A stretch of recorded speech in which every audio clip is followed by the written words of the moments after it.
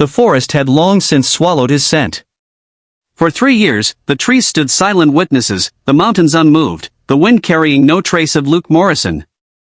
When he vanished during what was meant to be a short solo expedition in Washington's rugged Olympic range, people searched. They searched with dogs, drones, volunteers, helicopters, even prayers. But no one found him. No footprints. No gear. No body. Only the hollow ache of unanswered questions and a family haunted by hope that refused to die. Now, 3 years later, the mountain exhaled its secret, not to men, but to a dog.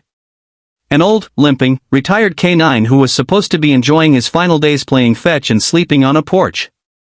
But some instincts don't retire. Some noses never forget the scent of a soul waiting to be found. Rex had been one of the best. A German shepherd with intelligence that stunned rookies and loyalty that moved even the hardest officers.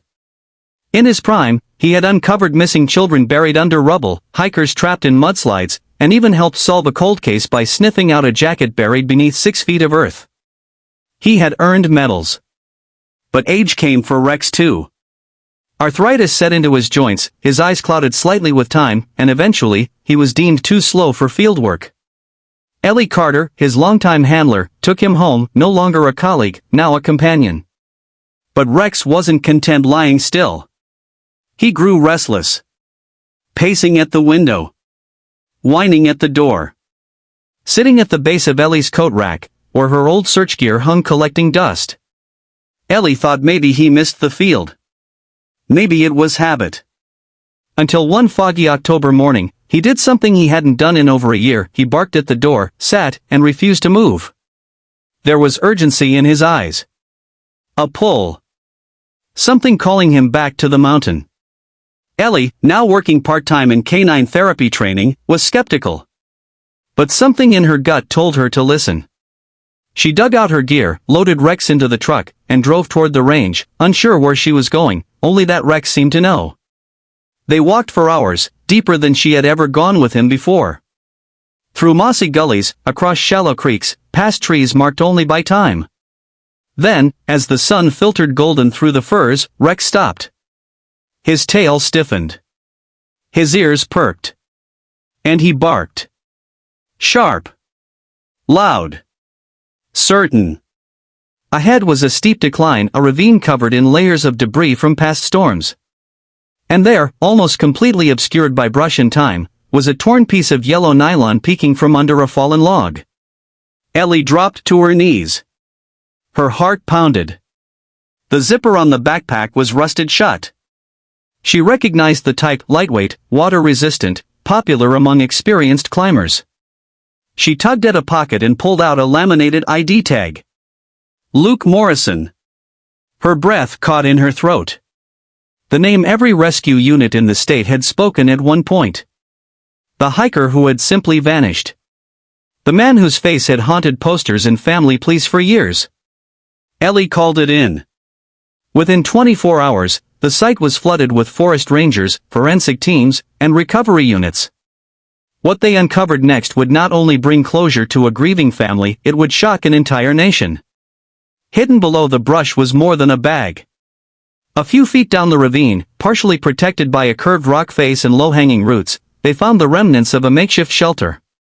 Constructed from scavenged climbing gear, tarps, and forest material, it was clear someone had lived there. Not just stayed, but survived. Nearby was a small pile of fish bones, evidence of traps, and even dried berries sorted into plastic containers. A rough crutch fashioned from branches leaned against the wall.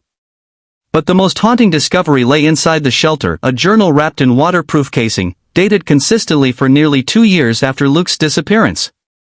Page after page in Luke's handwriting documented a shocking truth. He had survived. According to the entries, Luke had fallen while crossing a narrow ridge in bad weather. A rockslide broke his leg and buried his gear. He tumbled into the ravine, unconscious for nearly a day. When he came to, his GPS and radio were gone. The battery on his emergency beacon had been destroyed. He dragged himself into the alcove. He wrote about the pain, the hunger, the cold, but also about his will to live.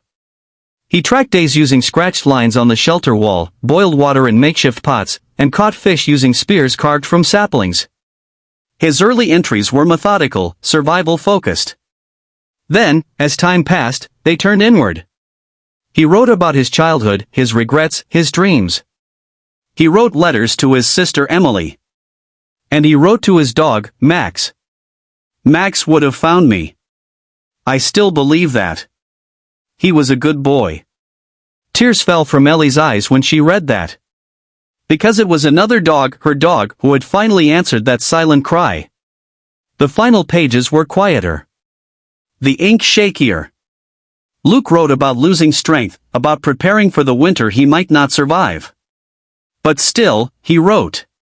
If anyone finds this, I didn't die afraid. I just didn't want to be forgotten. The last dated entry was 11 months before Rex found the site. The nation was stunned. News channels ran the story for days. Canine dog finds missing climber after 3 years flashed across headlines. People cried as excerpts from Luke's journal were read aloud on air. Candlelight vigils formed spontaneously around hiking parks. Ellie received thousands of messages from strangers, hikers, rescue workers, and grieving families. Some said Rex had restored their faith. Others simply wrote, "Thank you for not letting him be forgotten." Luke's sister Emily was flown to the site. She met Ellie and knelt by Rex, her hands trembling as she pet the dog who had brought her brother home. She didn't speak for a while. Just cried. Then she whispered, "He's not alone anymore." Rex was honored at the Capitol a month later. Medals, certificates, ceremonies. But none of it compared to what happened one quiet afternoon weeks later. Ellie took Rex for a walk near a quiet lake not far from the mountain base. As they passed a family on a trail, a little boy stopped and asked if he could pet the dog. His parents nodded. "What's his name?" the boy asked. "Rex," Ellie smiled. The boy looked at the dog, then back at Ellie. "Is he the hero dog from TV? The one who found the man?" Ellie nodded, holding back emotion. The boy leaned down, hugged Rex, and said, "I want to be like him." Sometimes, impact echoes louder in the smallest moments. If this story touched your heart, please don't scroll past. Like, comment, and share this video. Subscribe to Pawsitive Tales to support real stories that honor the bond between humans and animals, stories of survival, loyalty, and the strength to keep going even when all seems lost. Special request, before the video ends, tell us in the comments, do you believe that some dogs are guided by something more than instinct? Something deeper, like love, memory, or something spiritual? We read every comment, and your voice helps keep stories like this alive.